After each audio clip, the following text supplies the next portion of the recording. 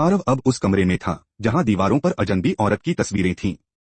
Torch की हल्की रोशनी में उसने जैसे ही आईने में झांका, पीछे वही औरत खड़ी थी, सफेद साड़ी में, चेहरे पर कोई भाव नहीं। वो मुड़ा, पर वहां कोई नहीं था। आरव ने खुद को समझाया कि ये बस उसका भ्रम है। लेकिन जब उसने एक तस्वीर को पास से देखा तो उसकी आंखें फैल गईं।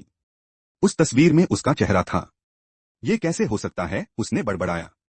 ये तस्वीर तो उसी समय की थी जब वो कमरे में घुसा था। पर किसी ने क्लिक कैसे किया? तभी दरवाजा खटाक की आवाज के साथ बंद हो गया। कमरे की दीवारों से धीरे धीरे संस्कृत के श्लोकों जैसी आवाजें आने लगीं। एक गूंजती हुई आवाज आई, ये कमरा उस आत्मा का है जो अधूरी इच्छा के साथ बंधी है।